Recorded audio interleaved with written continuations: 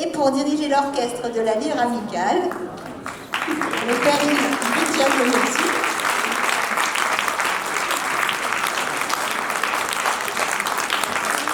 Et pour diriger l'orchestre de la Lyre Amicale, son chef que vous avez pu voir tout à l'heure, Olivier Lefebvre.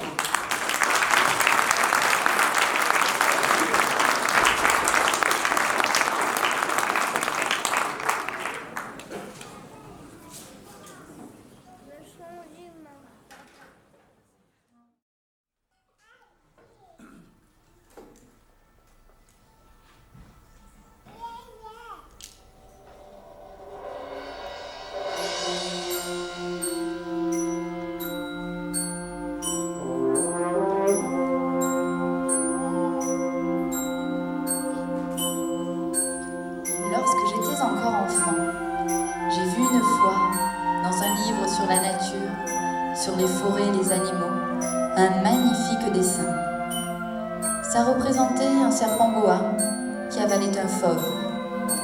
On disait dans le livre, les serpents boa avalent leur proie tout entière sans la mâcher.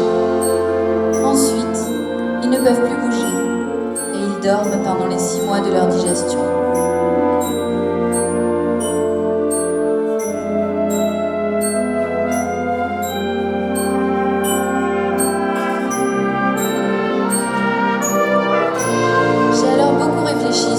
De la jungle. Et à mon tour, j'ai réussi à tracer mon premier dessin. J'ai montré mon dessin aux grandes personnes et je leur ai demandé si le dessin leur faisait peur. Elles m'ont toutes répondu « Non, pourquoi un chapeau me ferait-il peur ?» Mais mon dessin ne représentait pas un chapeau, il représentait un serpent boa qui digérait un éléphant. J'ai alors dessiné l'intérieur du serpent boa, afin que les grandes personnes puissent comprendre. Les grandes personnes m'ont conseillé de laisser de côté les dessins de serpent boa, ouverts ou fermés, et de m'intéresser plutôt à la géographie, à l'histoire, à l'arithmétique.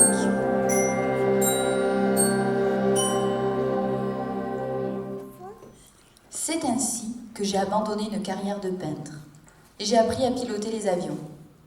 J'ai volé un peu partout dans le monde et j'ai eu des tas de contacts.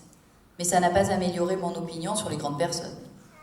Quand j'en rencontrais une qui me semblait un peu lucide, je faisais sur elle l'expérience de mon dessin. Mais toujours elle me répondait « C'est un chapeau ». Alors je ne lui parlais ni de serpent boa, ni de forêt vierge. Je parlais de sport, de politique, de vacances, de voitures et d'habits. Et la grande personne était ravie d'avoir rencontré un homme aussi raisonnable. J'ai ainsi vécu, pris par mon travail et mes voyages, jusqu'au jour où, il y a 6 ans, j'ai eu une panne dans le désert du Sahara. Quelque chose s'était cassé dans mon moteur et j'avais dû faire un atterrissage de fortune au beau milieu des dunes. J'avais à peine de l'eau et de la nourriture pour une semaine. Le premier soir, je me suis endormie dans le sable.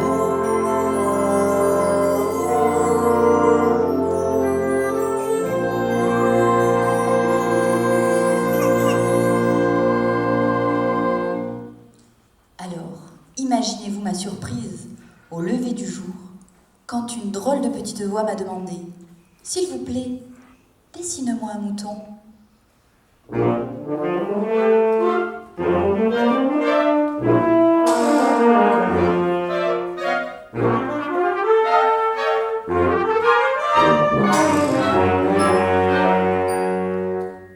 J'ai sauté sur mes pieds, un peu épouvantée, et j'ai vu un petit bonhomme qui me regardait. J'avais la tête à l'envers, car je me trouvais à des milliers de kilomètres de toute région habitée, et malgré cela, ce petit bonhomme ne semblait ni égaré, ni mort de fatigue. Je lui ai adressé un sourire, puis, calmement, je lui ai demandé « Qu'est-ce que tu fais là ?» Le petit bonhomme me répéta doucement « S'il vous plaît, dessine-moi un mouton. » Je fouillai dans mes poches et trouvai une feuille de papier et un stylo. Puis, un peu gênée, je lui dis que je ne savais pas dessiner. Il me répondit doucement « Ça ne fait rien, dessine-moi un mouton. »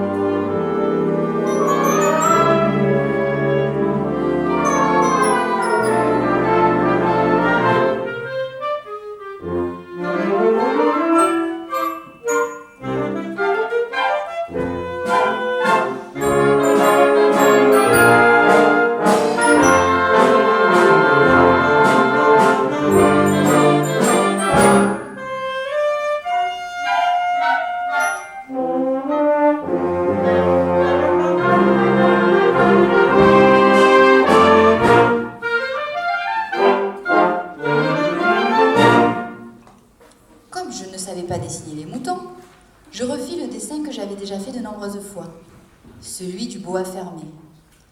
Je fus tout à fait stupéfait d'entendre sa réponse. « Non, non, je ne veux pas d'un éléphant dans un boa. Dessine-moi un mouton. »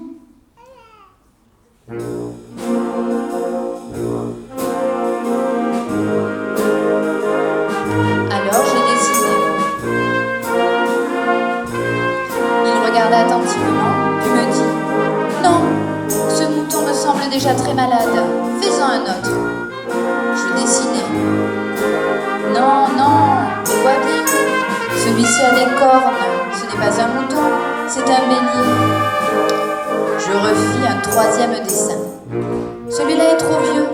Je vois un mouton qui vive longtemps. Alors, perdant un peu la patience, je fis rapidement un autre dessin et lui lançai. Ça, c'est la caisse. Le mouton que tu veux est dedans. Le visage du petit bonhomme s'illumina.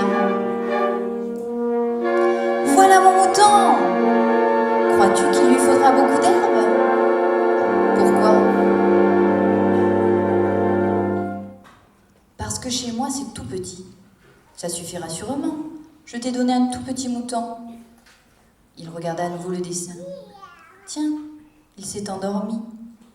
Et c'est ainsi que je fis connaissance du petit prince.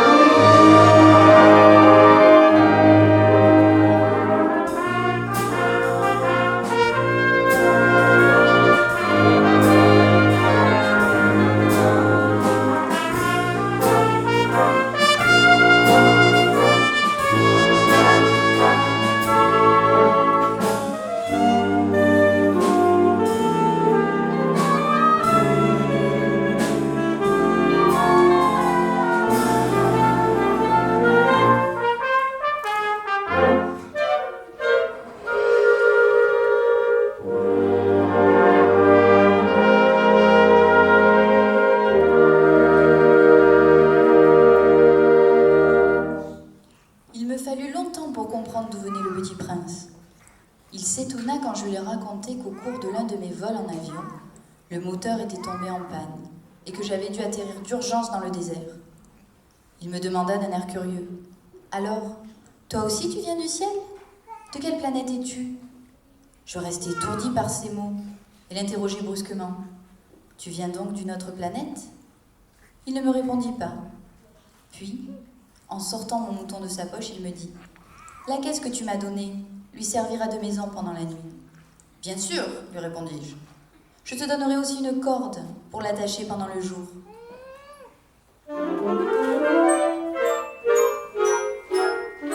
Et un piquet. Cette idée choqua le petit prince. « L'attacher? Pourquoi ?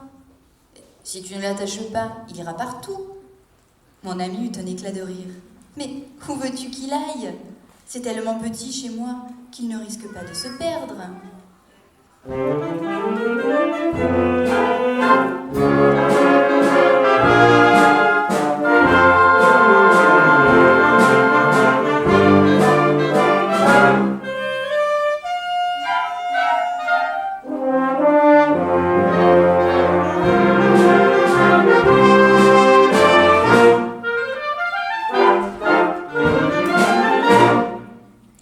J'avais ainsi appris que sa planète était à peine plus grande qu'une maison.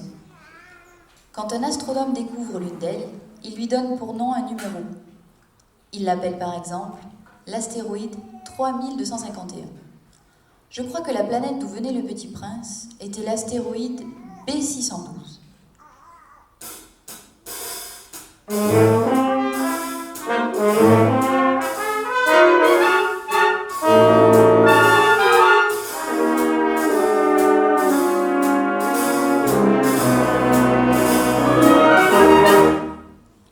Exactement, l'astéroïde B612. Et savez-vous pourquoi ?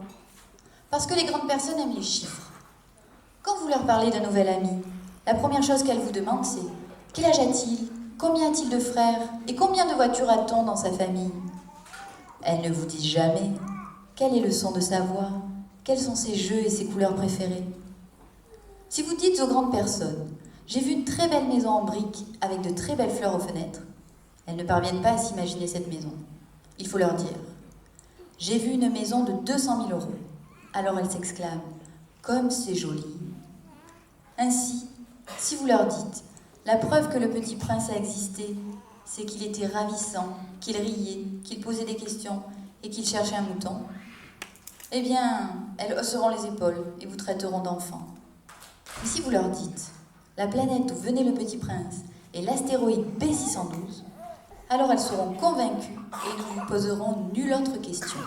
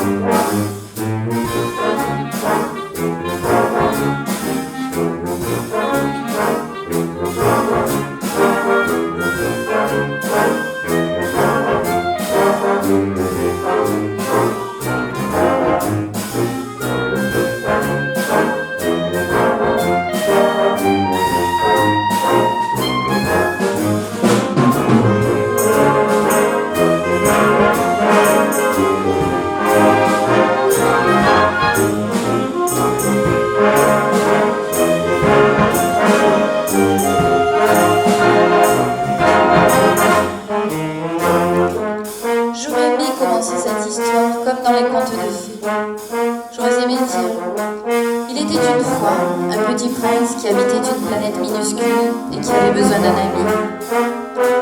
Si j'y pense bien, ça fait déjà 6 ans que mon ami s'en est allé avec son mouton. C'est pour ne pas l'oublier que j'ai acheté une boîte de couleurs et des crayons et que j'essaie souvent de le dessiner.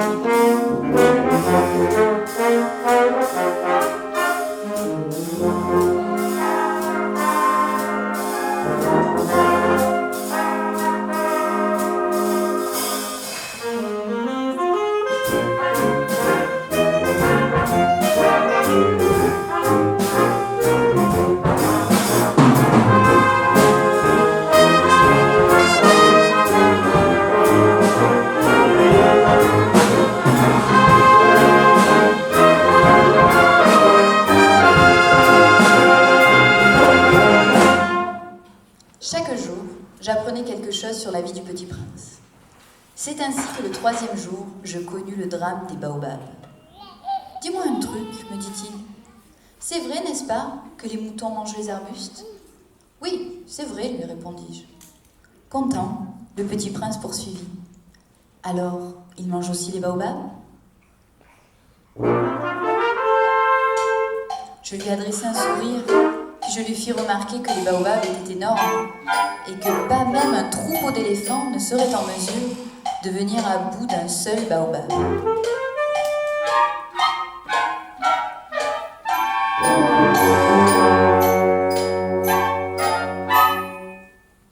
L'idée du troupeau d'éléphants fit rire le petit prince.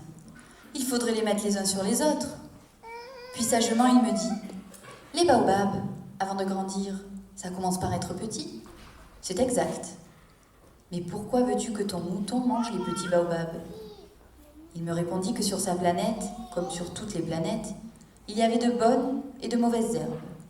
Les graines dorment dans la terre jusqu'à ce qu'elles se réveillent pour donner naissance à une ravissante petite brindille. S'il s'agit d'une brindille de rosier, par exemple, on peut la laisser pousser. Mais s'il s'agit d'une mauvaise plante, il faut l'arracher aussitôt. La planète du petit prince était infestée par les graines de baobab. Un baobab trop grand encombre toute la planète et la perd fort de ses racines. Si la planète est trop petite et les baobabs trop nombreux, ils peuvent la faire éclater. Le petit prince me dit: tous les matins, je fais soigneusement la toilette de la planète et j'arrache tous les baobabs. J'ai connu une planète habitée par un paresseux qui avait négligé 3 arbustes et, sur les indications du petit prince, j'ai dessiné cette planète-là. Les enfants, faites attention aux baobabs.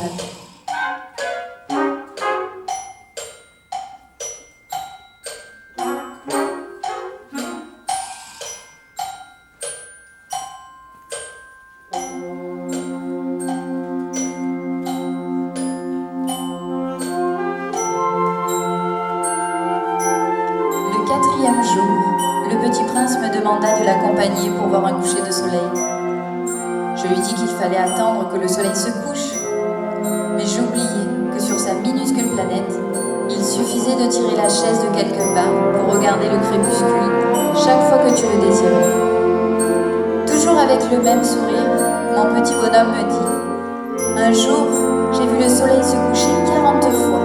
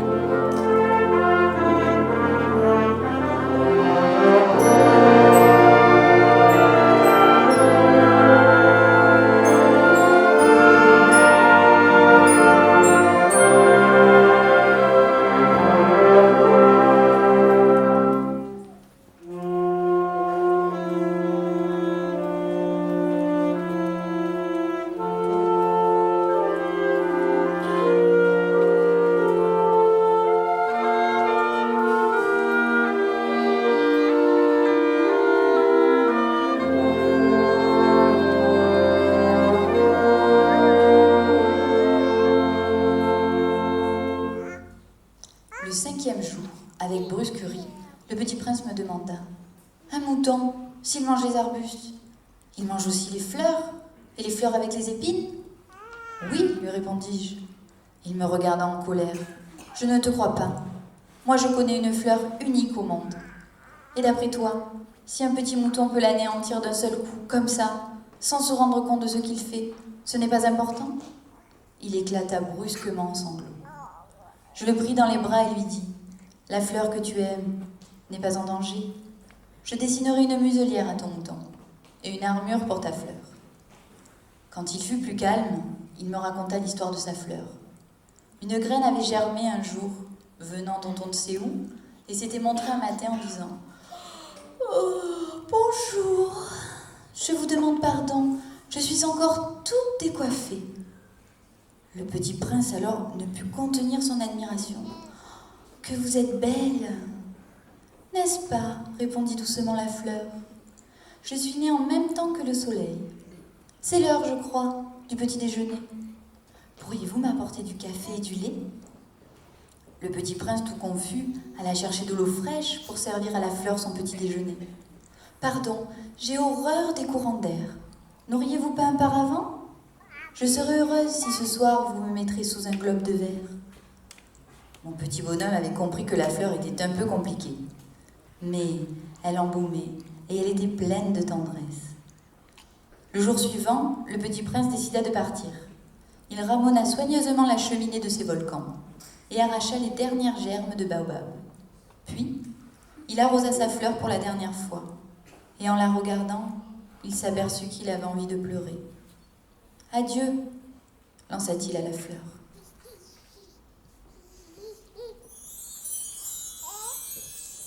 La fleur toussa et dit: « Hier, j'ai été sotte parce que je t'aime, mais je ne te l'ai pas dit. Tâche d'être heureux. Laisse ce globe tranquille, je ne veux plus. Je ne suis pas si enrhumée que ça. Et puis j'aime bien si des petits animaux viennent me voir. Quant aux grosses bêtes, je ne crains rien. J'ai mes griffes. » Puis, elle ajouta: « Tu as décidé de partir. Et alors va-t'en. Je savais qu'elle parlait ainsi parce qu'elle ne voulait pas que je la voie pleurer. C'était une fleur tellement orgueilleuse.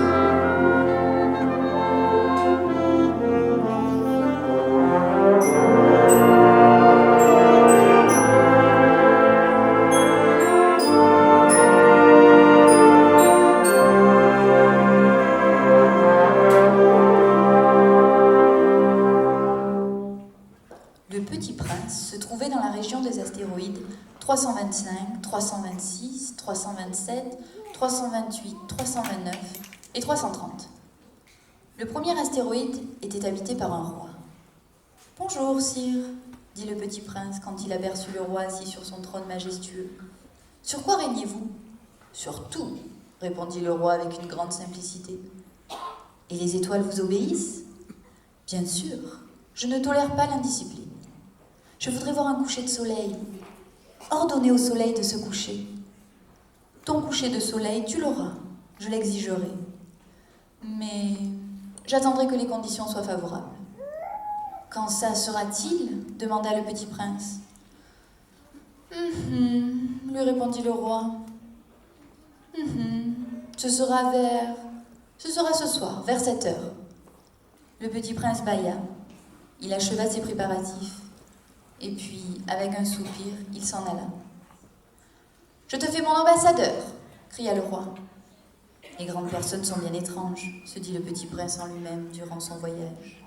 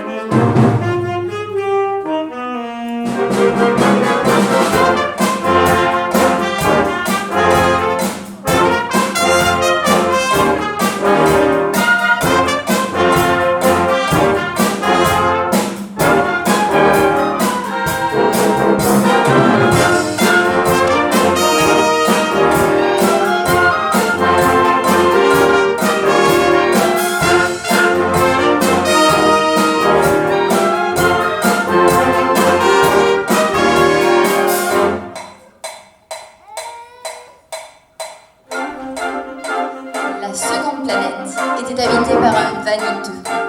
Les vaniteux adorent se faire admirer. « Bonjour, » dit le Petit Prince, « vous avez un drôle de chapeau. » Le vaniteux lui répondit, « C'est pour saluer quand on m'acclame. Frappe tes mains l'une contre l'autre. » Le Petit Prince frappa ses mains l'une contre l'autre pendant 5 minutes. Et le vaniteux le salua en soulevant son chapeau. « Est-ce que tu m'admires vraiment beaucoup? Est-ce que tu crois que je suis l'homme le plus beau, le mieux habillé, le plus riche et le plus intelligent de la planète? Mais toi, tu es seul sur ta planète. Peu importe, admire-moi quand même. Je t'admire, dit le Petit Prince en haussant les épaules. Puis il s'en alla sur l'astéroïde suivant.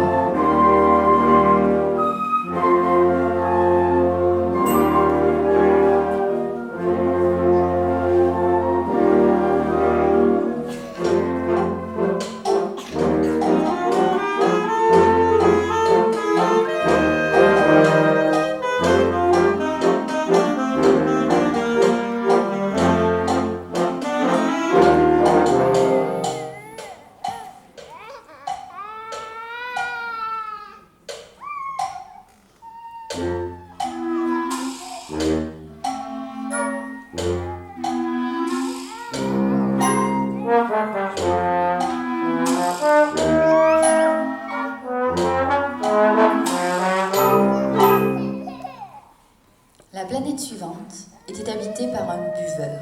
« Que fais-tu là » lui demanda le Petit Prince. « Je bois » lui répondit le buveur. « Pourquoi bois-tu »« Pour oublier » lui répondit le buveur. « Pour oublier quoi » demanda le Petit Prince. « Pour oublier que j'ai honte de boire » lui avoua le buveur en baissant la tête. Le Petit Prince s'en alla, perplexe, et plongé dans une grande mélancolie.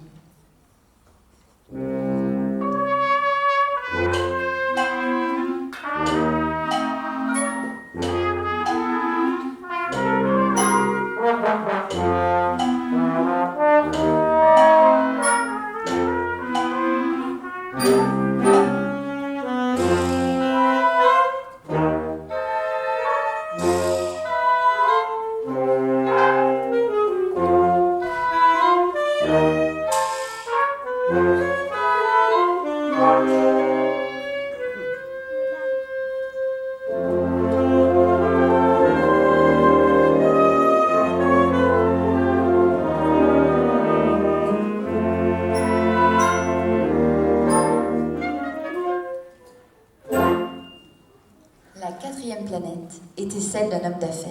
« Bonjour, dit le petit prince. 3 et 4 font 7, 5 et 7, 12, donc ça fait 500 600 022, 712... 500 millions de quoi ? Demanda à nouveau le petit prince. 500 millions de... Je ne sais plus. J'ai tellement de travail. Je suis sérieux, moi. Millions de quoi ? Répéta le petit prince, qui n'avait pas renoncé à sa question. Alors, l'homme d'affaires leva la tête et dit : Millions d'étoiles. Tu possèdes des étoiles ? Et que fais-tu de toutes ces étoiles ? Ça me sert à être riche. Comme ça, je peux acheter d'autres étoiles. Et devenir encore plus riche. Moi, dit le petit prince, je possède une fleur que j'arrose tous les jours et 3 volcans que je ramone toutes les semaines. C'est utile à ma fleur et mes volcans que je les possède. Mais toi, tu n'es pas utile aux étoiles. L'homme d'affaires ouvrit la bouche, mais ne trouva rien à répondre. Et le petit prince s'en alla, toujours plus perplexe.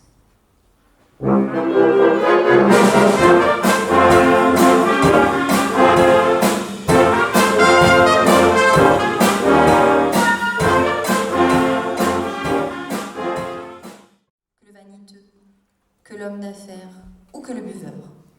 Au moins, son travail a un sens.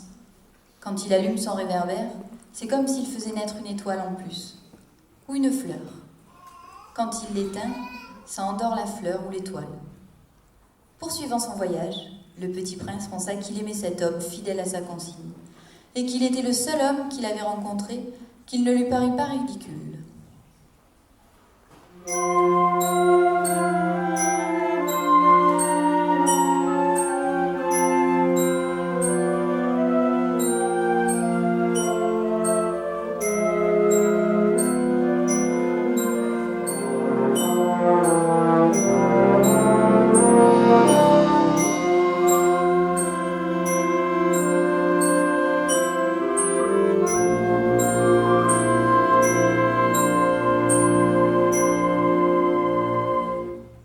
La 6e planète était beaucoup plus vaste et pleine de livres.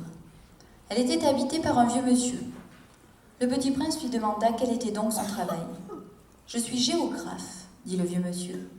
Sur les livres que tu vois, j'indique où sont les mers, les fleuves, les villes, les montagnes et les déserts. »« Ça c'est bien intéressant, dit le petit prince.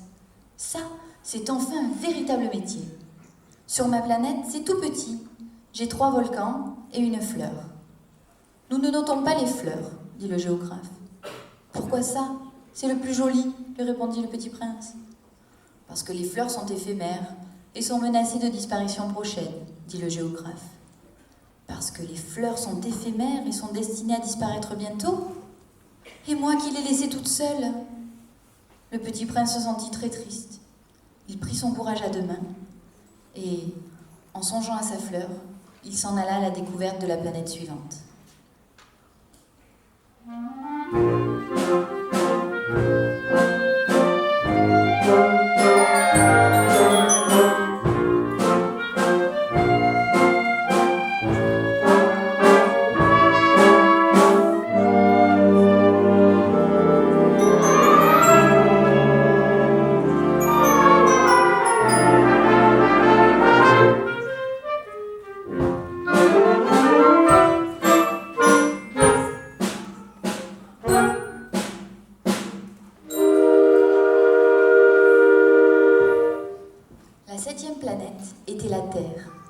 La Terre est une planète immense. On y rencontre de nombreux rois, énormément de géographes et un nombre incalculable d'hommes d'affaires, d'ivrognes et d'allumeurs de réverbères. Sans oublier, bien sûr, les vaniteux. Lorsqu'il arriva sur la Terre, le petit prince fut très surpris de ne voir personne. Il avait déjà peur de s'être trompé de planète quand il aperçut remuer quelque chose dans le sable. « Salut, dit le petit prince. Salut, dit le serpent. Sur quelle planète suis-je tombé ? Demanda le petit prince. Sur la Terre, en Afrique, répondit le serpent. Ah, il n'y a donc personne sur la Terre ? Ici, c'est le désert. Il n'y a personne dans les déserts. Que viens-tu faire ici ? J'ai des difficultés avec une fleur. Où sont les hommes ? Dit le petit prince. On est un peu seul dans le désert. On est seul aussi chez les hommes, dit le serpent. Le petit prince le regarda longtemps et lui dit enfin : Tu es une drôle de bête. Tu es mince comme la tige de ma rose. Oui,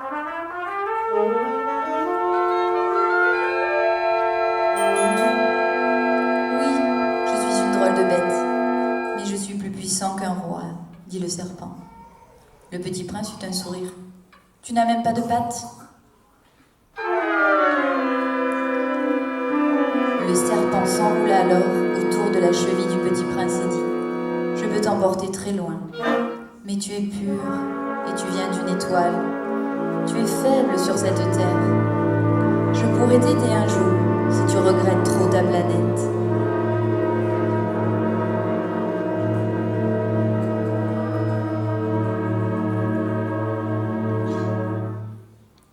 Ils se turent pendant un moment, puis le petit prince reprit sa route.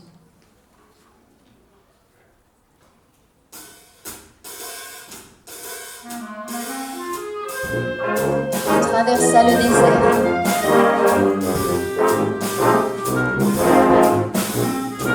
Il traversa les montagnes, les rocs et la neige.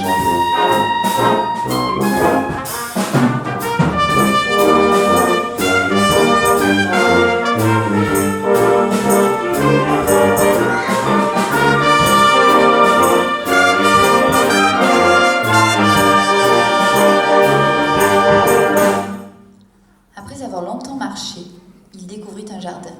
« Bonjour, dit-il. » C'était un jardin fleuri de roses qui ressemblait tout à sa fleur. « Qui êtes-vous ? » ?»« Nous sommes des roses, dirent les fleurs. Le petit prince se sentit très malheureux parce que sa fleur lui avait raconté qu'elle était la seule de son espèce dans l'univers. Et voici qu'il y en avait 5000, toutes semblables, dans un seul jardin.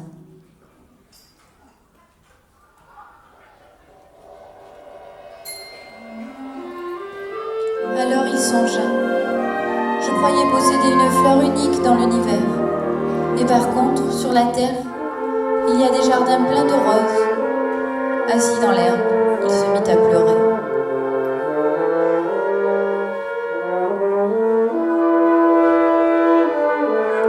C'est alors qu'apparut un renard.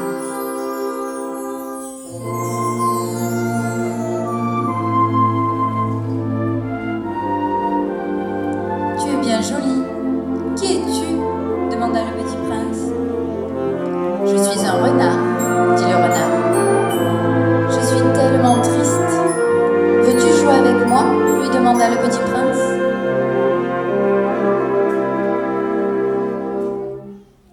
Je ne peux pas jouer avec toi. Je ne suis pas apprivoisé, dit le renard. Ah, pardon. Mais qu'est-ce que signifie apprivoiser ? Ajouta le petit prince. Ça signifie créer des liens. Aujourd'hui, pour moi, tu n'es encore qu'un petit garçon, semblable aux autres. Et je ne suis pour toi qu'un renard, semblable à tous les renards. Je n'ai pas besoin de toi, et toi, tu n'as pas besoin de moi non plus. Mais si tu m'apprivoises, nous aurons besoin l'un de l'autre. Tu seras pour moi unique au monde, et je serai pour toi unique au monde.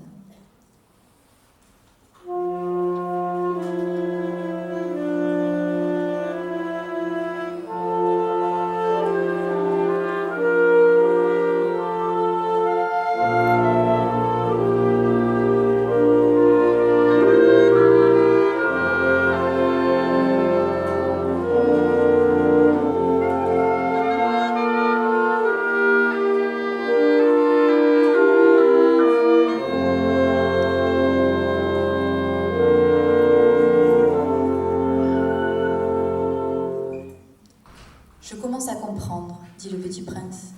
Tu sais, il y a une fleur sur ma planète. Je crois qu'elle m'a apprivoisée.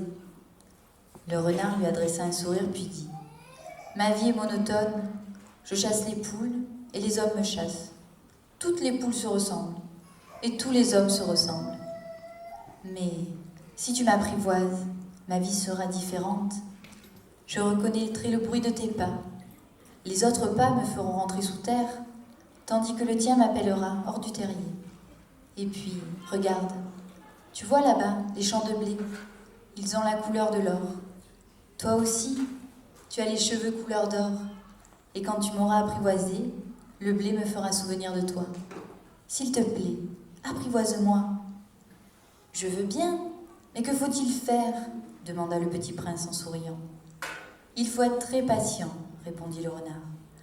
Tu t'assoiras d'abord un peu loin de moi, dans l'herbe, et chaque jour, tu pourras t'asseoir un peu plus près. Ainsi, peu à peu, le petit prince apprivoisa le renard.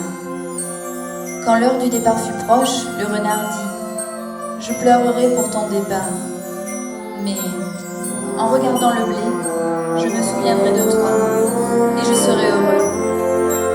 Maintenant, va revoir les roses. Tu comprendras que la tienne est unique au monde.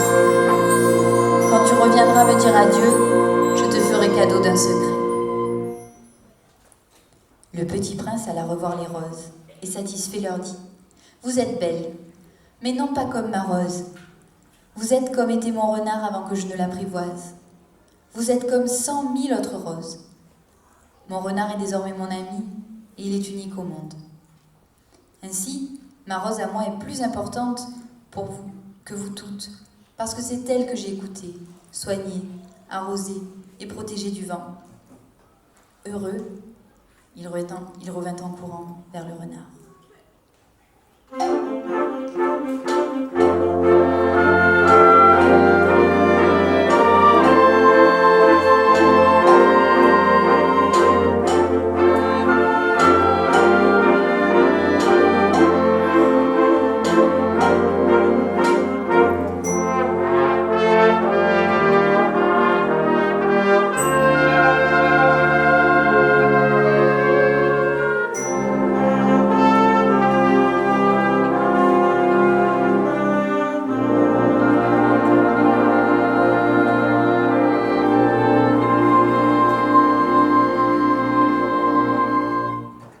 Adieu, dit le petit prince. Adieu, dit le renard. Avant de t'en aller, voici mon secret. Il est très simple. On ne voit bien qu'avec le cœur.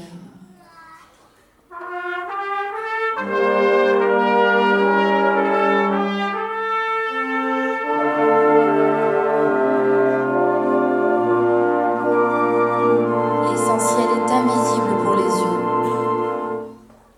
L'essentiel est invisible pour les yeux, répéta le petit prince afin de se souvenir. C'est le temps que tu as perdu pour ta rose qui fait ta rose si importante. Puis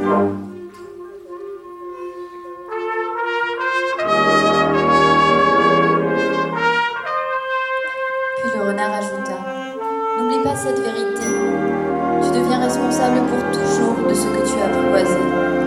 Donc tu seras toujours responsable de ta rose. » « Je suis responsable de ma rose, » répéta le petit prince pour se souvenir.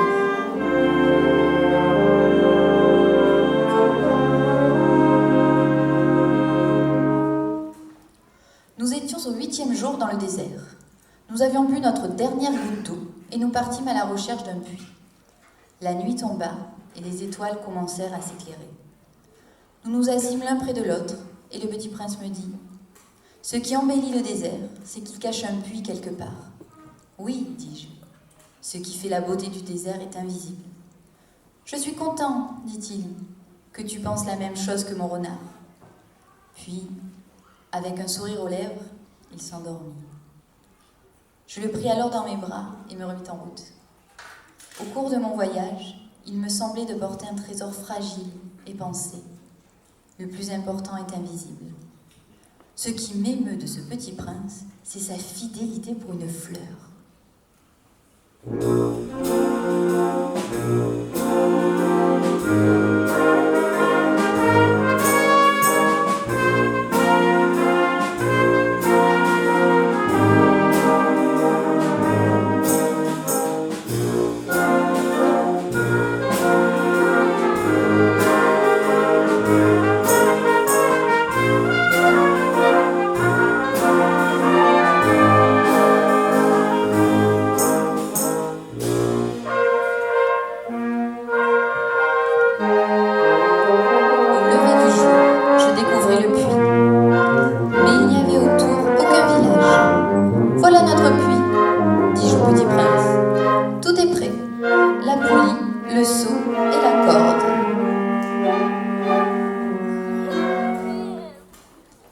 Il se mit à rire, toucha la corde et actionna la poulie. Cette eau était bien autre chose qu'un aliment. Elle était née de la marche sous les étoiles et de l'effort de mes bras. Elle était bonne pour le cœur, comme un cadeau. Nous étions heureux, assis sur le sable, quand le petit prince me dit doucement « Il faut que tu tiennes ta promesse. »« Quelle promesse ?» répondis-je. « Une muselière pour mon mouton ?» Je crayonnai donc une muselière et la lui donnai en lui demandant « Tu as des projets que j'ignore ?» Il me dit, un peu gêné « Tu sais, ma chute sur la terre, ça en sera demain l'anniversaire. J'étais tombée tout près d'ici. » Et il rougit. Une question me vint. « Alors le matin que je t'ai rencontré, tu te promenais tout seul à la recherche de ton point de chute ?» Le petit prince rougit à nouveau et me répondit. « Tu dois réparer le moteur de ton avion maintenant. Je t'attends ici. Reviens demain soir. » Peu rassurée, je me dirigeai vers l'avion.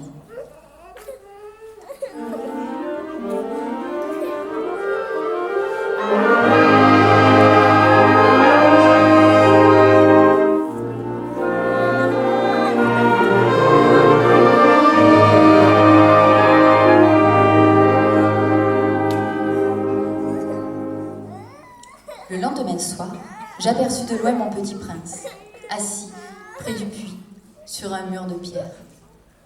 Je l'entendis qui parlait, mais je ne voyais personne à ses côtés. Quand je fus assez près, j'entendis clairement ces mots. « Si, c'est bien le jour, mais ce n'est pas ici l'endroit. Tu verras où commence ma trace dans le sable. J'y serai cette nuit. » Après un court silence, le petit prince ajouta « Tu as un bon venin. Tu es sûr de ne pas me faire souffrir longtemps ?»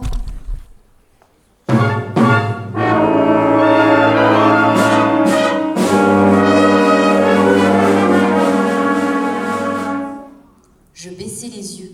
Il y avait un de ces serpents qui vous exécutent en quelques secondes. Je me remis à courir. Au bruit que je fis, le serpent se glissa dans le sable. Lorsque j'arrivai près du mur, je pris mon petit bonhomme dans les bras. Il tremblait, pâle, comme la neige. Je lui demandai « Comment ? Tu parles maintenant avec les serpents ? Que voulait donc cet animal dangereux ?» Il me regarda et m'entoura le cou de ses bras. Je sentais battre son cœur. Puis, il me dit « Je suis content que tu aies réparé le moteur de ton avion. Comme ça, tu vas pouvoir rentrer chez toi. Moi aussi, aujourd'hui, je rentre chez moi. »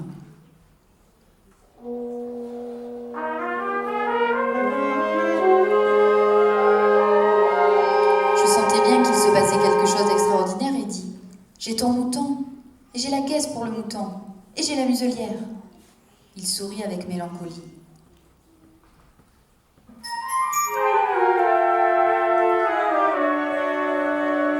Petit bonhomme, je veux encore t'entendre rire, encore longtemps, longtemps. Il sourit à nouveau et dit, cette nuit, ça fera 1 an. Mon étoile se trouvera juste au-dessus de l'endroit où je suis tombée l'année dernière. Les choses importantes sont invisibles. La nuit, tu regarderas les étoiles, mais c'est trop petit chez moi pour que je te montre la mienne. Mon étoile, ça sera pour toi une des étoiles. Alors, toutes les étoiles, tu aimeras les regarder. Elles seront toutes tes amies. Et puis, je vais te faire un cadeau.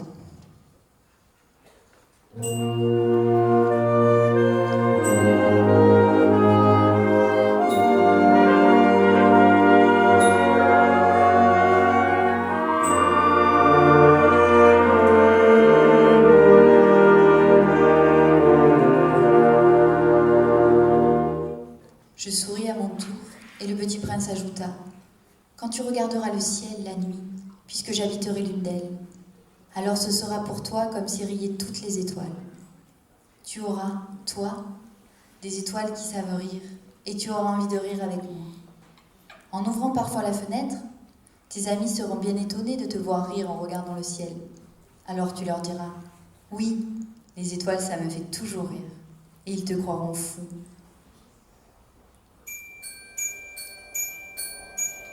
Puis, il redevint sérieux. Cette nuit, j'irai à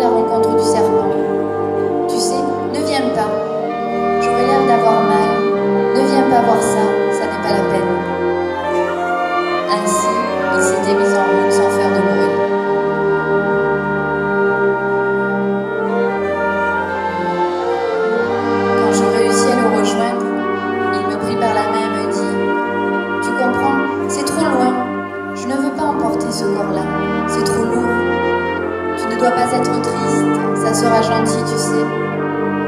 Moi aussi, je regarderai les étoiles. Toutes les étoiles seront des puits avec une pluie rouillée. Et toutes les étoiles me verseront à boire. Moi, je me taisais.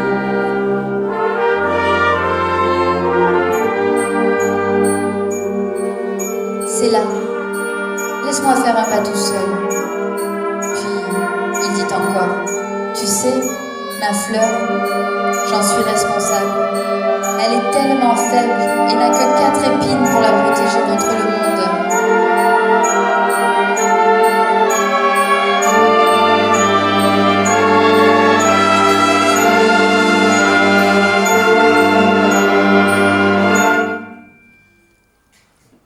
Il fit un pas. Quelques minutes s'écoulèrent. Il n'y eut rien qu'un éclair jaune près de sa cheville. Il demeura un instant immobile.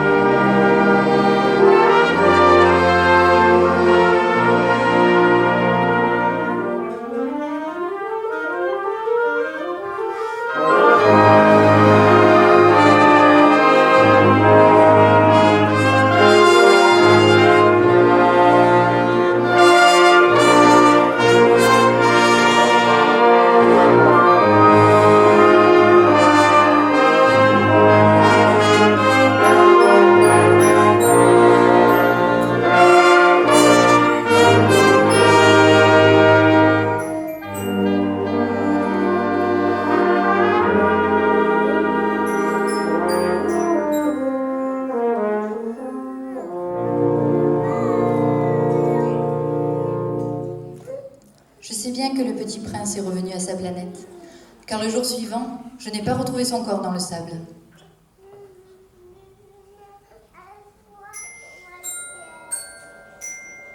Quelques années plus tard, je me souvins d'un détail amusant. La muselière que j'avais dessinée pour le petit prince. J'ai oublié d'y ajouter la courroie de cuir. Il n'aura jamais pu l'attacher au mouton. Alors je me demande si le mouton a mangé la fleur. Qu'en dites-vous ? Tantôt je me dis, sûrement non, parce que le petit prince enferme sa fleur toutes les nuits sous son globe de verre.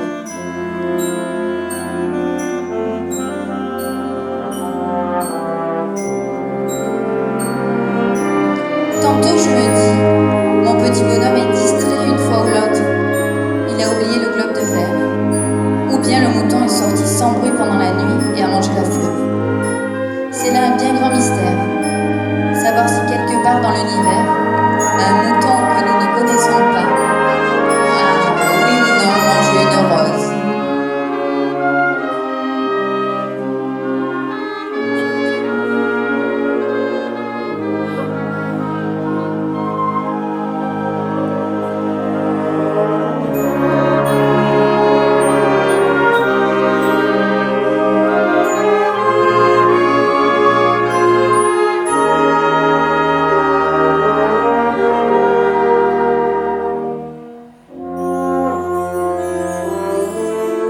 Notre secret.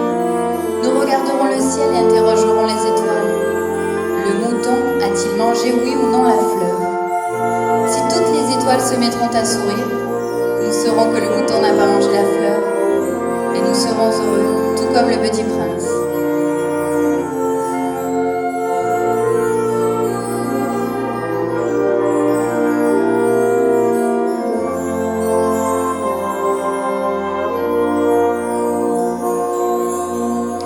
Parlez pas aux grandes personnes, car aucune grande personne ne comprendra jamais que ça a tellement d'importance.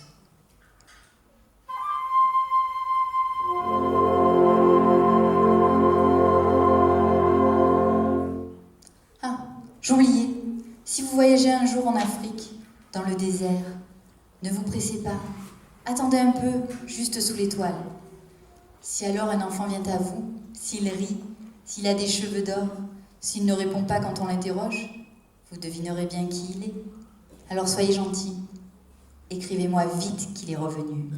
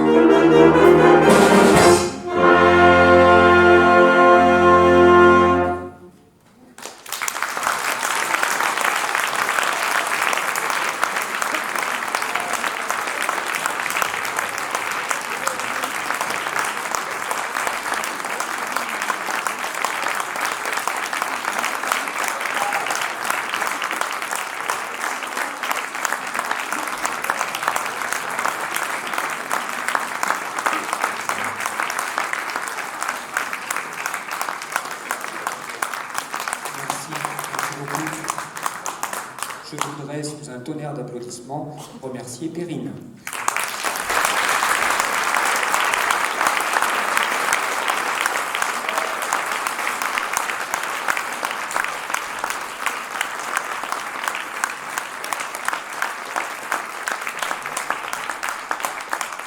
Merci et bravo à tous les musiciens de la lyre aussi. Et je voudrais remercier Roxane, qui était derrière et qui vous a passé ces fabuleuses images. Merci Roxane, bravo.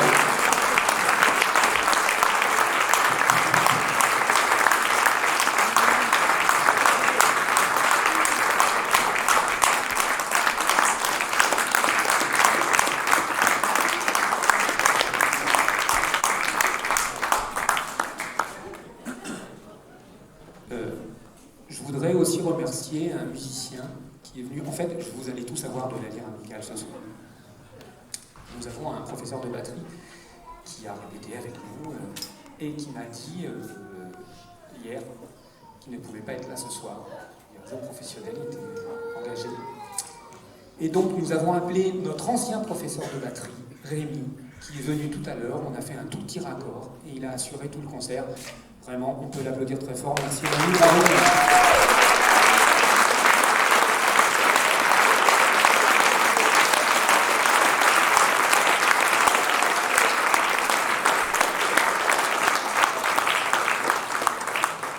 Bien, il est temps maintenant pour vous proposer ce final, que l'orchestre Cham se réinstalle, reprenne sa place. Et je vais laisser le soin de présenter les morceaux à Marie-Christine.